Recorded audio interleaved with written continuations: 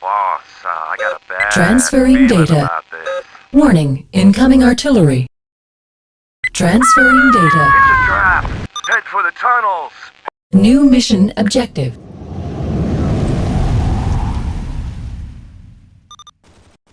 Well, isn't this a surprise? I know it's been a few months since I did a proper game review / expose, but we're back again, this time with a much different game. So what's the game? Starseige, a game that focuses on big stompy robots and even tanks, blowing the hell out of each other. So quick note before we get started, there are going to be some spoilers ahead for the game and the story, so if you don't want to hear any of that, just skip to the gameplay section, I'll timestamp it below. So, Farzy, I hear you ask, what the hell is Starseige and why the fuck do I care? Well, Starseige is the third game in the now defunct Dynamix's Metaltech series, and while it wasn't my first introduction to the series, that was Starseige Tribes, it was what got me into the series, and now over 20 years later, I happened to, out of curiosity, pick up a copy as it was released as freeware by Hi-Res Studios, and I gave it a whirl. So, the story leading up to Starseige can be summed up as following. Humanity, as always in these stories, managed to find a way to shoot itself in the foot. How, you might ask? Well, it all boils down to politicians and those damn toasters.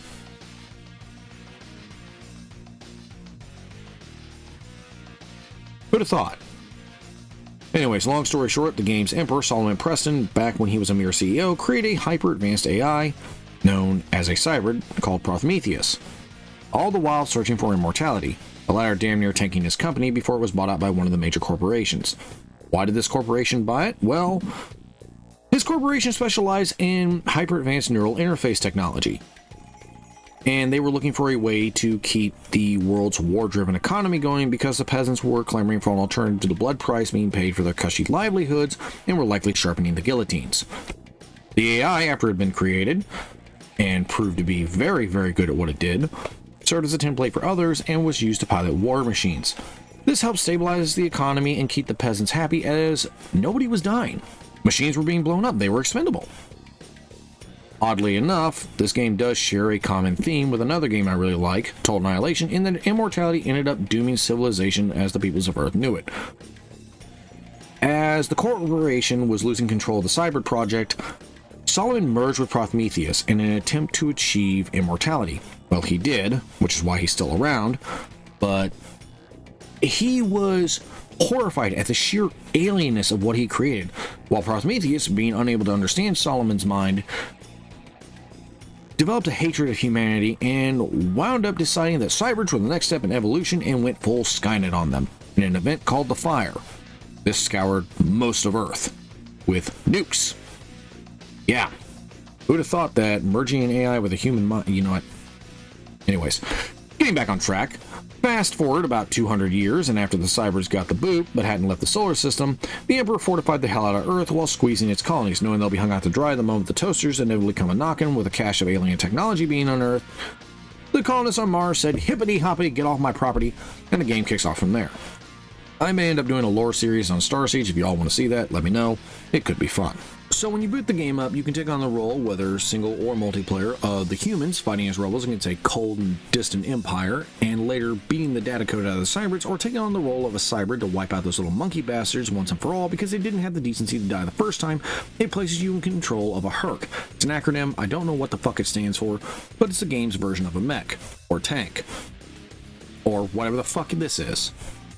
So, much like Super Nintendo Doom, we'll be focusing on the gameplay first and foremost, then we'll move on to sound and graphic design, followed by the campaign, which is a can of worms of its own, and then finally, multiplayer. So, gameplay-wise, well, it's definitely a vehicle combat game, and if you've played games like MechWarrior, you'll be right at home. It even has a nice nifty tutorial to teach you how to use your machines, and that does a decent job. When you first hop into a game, single or multiplayer, you'll be prompted to select your machine, either a walker or a tank, with both having their own advantages. We'll go over that in the combat section, and then you'll have a chance to customize it before the mission begins. Operating on a similar principle to the aforementioned game's Mech Lab, you'll be able to customize it however you want. You can outfit it with an engine, reactor, armor, weapons, miscellaneous equipment. However, keep in mind that each HERC has a certain weight limit and a number of hard points you can mount weapons and equipment on, as well as limitations on the size of equipment. This means you're not going to be mounting the game's strongest gear on their weakest machines, but you can generally mount a decent mix as all hardpoints have good options. Combat, well, this is where Starseige is, at least in my opinion, at its strongest and weakest. HERCs, at least the bipedal ones, mount both shields and armor, where tanks can't mount shields but have more armor as a result. Combat is a case of breaking an opponent's shields, at least when fighting bipedal units, and then blasting through their armor regardless of type. Now, this is not a wholly unique take, especially in modern game where regenerating shields have to be broken in order to get the squishy bits underneath, but it is the first, at least to my knowledge, time I've seen it in a vehicle sim. Bringing down a shield or punching through armor, however, isn't that simple. You need the right tool for the job, as certain weapons are not as effective against certain types of shields and armor. Fortunately, Starseige provides you ways to bring the pain in a number of fun and flavorful weapon types. Energy weapons are pretty straightforward. They bring the pew-pew and are good at knocking down shields, but don't do as well against armor, and they can drain your machine of energy and shut down the majority of your systems. Kinetic weapons are the opposite. They bring the DACA. They're good against armor, but suck ass against shields. Missiles basically fall into this category, but here's the funny thing. Yes, they suck against shields, but they will completely and utterly push a HERC shit in with a couple of shots, but they are slow-moving and can be jammed. And even if you do acquire a lock, they can be evaded. Mines are also available, coming in two flavors. Proximity, which lay in wait, and spider mines, which slip towards a target. Equally effective against shields and armor, I didn't get a whole lot of use out of them. There's also some oddball weapons too, some nanite weapons that make a mockery of armor and damage the internals, but are dog shit against shields. Cash weapons that are technically energy, but they hit like a train regardless of what type of protection they hit. There's also some really weird weapons like the smart gun, which is a piece of cash tech that zooms in on targets, the blink gun, which basically bypasses shields, and the rad gun, well, that kills pilots. Pretty straightforward if it hits the cockpit of a human vehicle. Anyways, there's also ramming. There are a pair of dedicated vehicles for this tactic. Lots of fun if you can pull it off. Weapons, at least those of the energy variety, also have a power draw, and as stated, while it won't shut down your HERC, it will shut the HUD off, keep shields from recharging, shut down your specialized equipment, that sort of thing. That gets real fun in the middle of combat. Almost all, if not all, attacks are projectile-based, and your targeting system has a handy-dandy aim assist that shows you just how far ahead you'll have to lead your shots. Though movement will force you to adjust it, don't expect it to do all the work for you. Even if you're using what amounts to hit scan, there's no guarantee that you'll be able to, hit your target. Even then, all weapons have firing arcs. Walkers have the advantage in shields and usually firepower, but can only mount 2 pieces of specialized equipment, as well as having limited firing arcs requiring them to turn their whole fat bodies to bring their full firepower to bear. Tanks lack shields and normally have fewer weapons, but are able to cover 360 degrees with their turret, have more armor, and can mount 3 pieces of equipment. Detection also plays a huge role in finding the asshole trying to kill you, but is limited by terrain and can make you easier to detect if you have it in active mode, while passive mode limits the range but makes it harder to detect you. Now, once you find the bad guys and bullets start flying, you'll find there's a lot to break on a HERC. And much like in MechWarrior, you can take a lot of punishment, but once things go internal or hit the weapons, and fun fact, unlike in MechWarrior, almost all weapons are mounted externally. Yeah. Which means they have a much greater chance of being outright blown off once your shields fail. Believe me, it's one of the most aggravating experiences I've ever had in this game.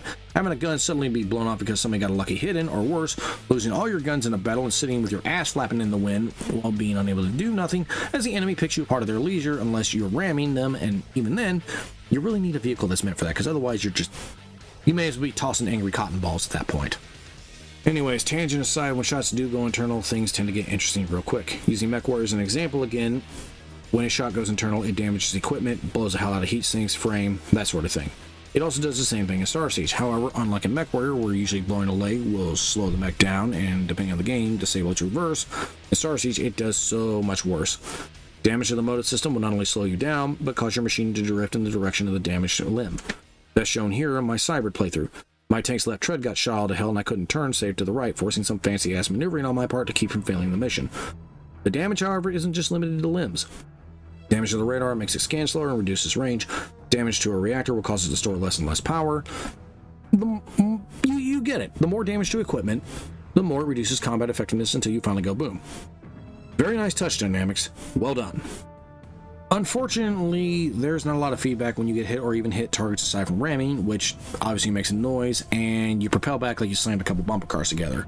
Impacts from kinetic do make noise, but they don't rock your screen, and generally you can't tell aside from your HUD, or when the computer lets you know, and occasionally moving on how bad the damage is until you explode. Weapon effects don't seem to have much of an indicator, save for a shimmer off a shield, which at times I've noticed isn't even visible, or shrapnel flying off a mech once its shield is gone, and there's no visible indicators to how fucked a mech is before it blows. This is probably the game's biggest weakness. Aside from that, the game's pretty solid. Now how's sound design? Iffy. Sound effects are somewhat limited. Tanks don't make a lot of noise when driving, and the footfalls of your walker are pretty inconsistent. You'll hear a thump, thump, thump. It'll stop for a little bit, then it'll start thumping again. Stop for a little bit. You'll hear a single thump. It's kind of like a stutter stop. And weapon sound effects, they're also a bit hit and miss. Sometimes you feel like you're slinging high-powered munitions downrange. Other times you feel like you're tossing angry cotton balls. And their hit effects really don't sound all that great. They're not good, not bad, but they're not great. The voice acting, as you heard in the beginning, is not particularly good. A lot of times the dialogue falls straight up flat or even sounds downright cheesy, but this was the late 90s, and a lot of voice acting in video games tend to be done in-house, so I can kind of forgive them for that. So I will say the Cybrid's voice acting was a lot better than the humans, but we'll get into that later.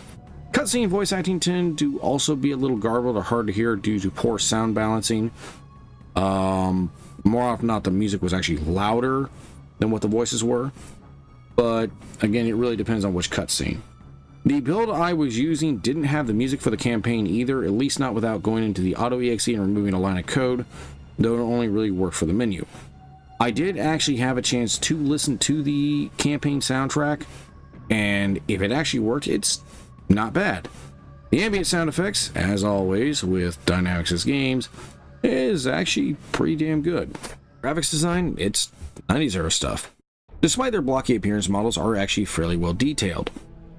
Though the human mechs are a bit on the generic side when it comes to overall design, their textures look really nice, especially for the Rebel vehicles, which looks suitably dirty and rugged.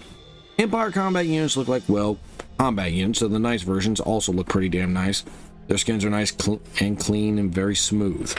The cyber designs, on the other hand, look utterly alien, almost Lovecraftian in nature, as if though they were trying to further distance themselves from their human creators, and it lends a lot of personality to them. Even their weapons and tanks, conventional vehicles that they are, equipment that it is, look and feel somewhat alien. Though the executioner, I will say, looks kind of derpy. Doesn't keep him from pushing your shit in, though, if you let it. Environmental design is fairly sparse, but looks good, especially for the time. One of the things I have noticed with a lot of Dynamix games is that when you look into the sun, you get that shine effect, and it will blind you if you look right at it. So yeah, nice touch. Overall, the graphics look pretty good. I mean, by today's standards, they're crap, but for the time, again, very well done. And finally, we arrive at the campaign. So, two things. One, the most recent build has problems when I try to play campaign. It will crash almost every single time, so you have to use the compendium version if you want to play it. And two, once again, I'm going to try and avoid too many spoilers here, but you have the option for the human and cyber campaigns. And once you select your faction of choice, you'll select your character portrait, squad insignia, and then name your dude and squad. Then jump into the first mission of your respective campaign. Now, how do the campaigns stack up? Well, they don't. At least not evenly. The human campaign starts out pretty typical. You go and take on the Imperials and wail the tar out of them until about halfway through you encounter the Cybrids. And then humanity unites against the Toaster Menace. I'm not gonna lie. A lot of the human missions I found to be far too easy. Most of the time when I died or failed a mission, and I could count on one hand up until like the last four how many times I failed, it was because I'd either died stupidly or selected the wrong vehicle. Here's the thing, most of the missions that they seemed like they were gonna be hard, like I was gonna be holding on by the skin of my teeth. It wasn't. And the only reason the last four missions were so hard was because one of them was a capture and defend mission, and the objective kept getting blown up because I wasn't fast enough to neutralize the Cybrids, and the final mission, the one to kill Prometheus a mano, was mainly because that prick kept pushing my shit in. Now, as you progress, regardless of campaign, you'll receive new equipment and a pool of pilots to draw from. And if you lose either, well, they're gone, kaput. But aside from a few missions that required it, I didn't see much need to use any of the other HERCs I got, save for like 3 of them, and those were the Emancipator, Myrmidon, Layer of the Knights version, and the Olympia, and her loadouts were pretty much all cash tech unless her hard points wouldn't take it. That's right, I got access to all that nice shiny equipment, and for the most part didn't use or even really lose a fraction of it. Hell, it wasn't until my final run on the last mission that I lost a teammate, and that was after trying the Gorgon time and time again. I switched back to the good old reliable Olympia and basically spammed Prometheus down with smart gun EMP cannons. The fact the human campaign will let you get away with this, not to mention, as stated before, it feels somewhat lackluster in design and difficulty, save for the last 4 missions, and they just feel bad. And the only reason I really even lost the next to last mission was because there was an occasion where Kanan, the leader of the Imperial Knights, kept dying because he kept running ahead, so I had to set my teammates to defend him. That was fun. I didn't feel any attachment to the characters, and yeah, the human campaign's it's not good. It really isn't good. The Cyber campaign, on the other hand, this is where Dynamix officially dropped their collective pants and told you to bite the pillow because you're about to get your colon destroyed. The game starts off with an invasion of Mercury, having you drop near an Imperial outpost, and immediately turns the humans loose on you. The game also assumes you got enough skill in piloting a HERC at this point to be able to complete the mission. So first things first, from the get-go, you don't start off with no fancy cash tech. It's all standard tech or a lower-end cyber technology. Many cyber missions usually revolve around killing every human you run across, razing their homes, and punting orphans into the valley. Basically just kill everything on the map. Doesn't mean you're going to get it all your own way, though. Humanity does pull out all the stops to beat the brakes off of you and then some. More often than not, even by the 3rd mission, when you receive your first squad mates, you always feel like you're on the back foot. Even with more advanced technology, humanity is fully capable of pushing your shit in if you don't respect that. Almost every mission felt like a battle of inches, and you can tell the devs put a lot of effort into making the campaign feel like humanity is fighting for its very survival. The Cybrids I found had a lot more personality in spite of being computer programs than their human counterparts. Hell, you can hear Prometheus' hatred and fury when he speaks, and how much he despises humanity. And the briefings are always interesting to listen to. Unfortunately, by the end of it, I'd lost most of my equipment in the previous 2 missions and was down to 3 of my HERCs, and after dozens of attempts going toe-to-toe with Harbeck, one of the generals from the human campaign, and the final boss in the cyber campaign, in a motherfucking shielded predator armed with fusion guns, which you can't take in the human campaign. Much like the Prometheus mission, it boiled down to smart gun spam. In this case, I had to rely on the lightest, fastest Brit HERC, the Seeker, while my 2 remaining squad mates were whittled down as escort and shields. Afterwards, I was treated to the human emperor getting his shit pushed in by an executioner in a very well animated cutscene. And let me tell you, it was well deserved at that. One of the other things I forgot to mention during the writing of this script is that regardless of campaign, the game shows news coverage and intercepted transmissions on both sides.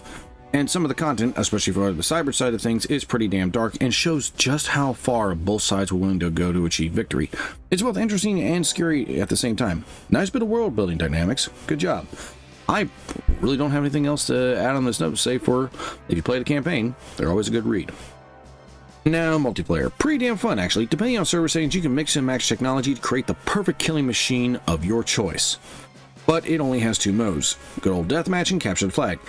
Even with this particular limitation, matches are pretty hectic, and mayhem takes the form of bullets and lasers flying, and HERCs circling around and crashing into each other.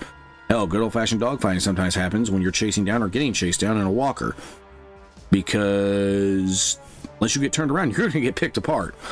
Or you're in a tank. And believe me, tanks seem to get focused hard. Probably because even lacking shields and a limited armament, you can hit your opponent from pretty much any direction. Still, it's a fun time all around, and if nobody's on, you also have bot servers. But yeah, multiplayer's a blast. Now, is Starseige worth playing in 2023? Well, honestly, I'd say yes and no. The game is certainly fun as hell, and the multiplayer is definitely worth it. But if you're gonna play single player, the cyber campaign is a superior experience. It's worth playing. The human campaign, just play that to get your legs under you outside of training, or if you're a completionist, but other than that, I would just stay away from it. I'll throw a link to both versions down below, and if you guys happen to download the multiplayer version, make sure you install the client-side stuff and remap the art, otherwise you're going to get some PS1 era crispiness from the game itself. Hop on Friday nights, and you might even run into me, and I'll introduce you to the glory that is the Olympia. Anyway, I'm Farzy the Salty VTuber, and I will see you all next time. Peace out!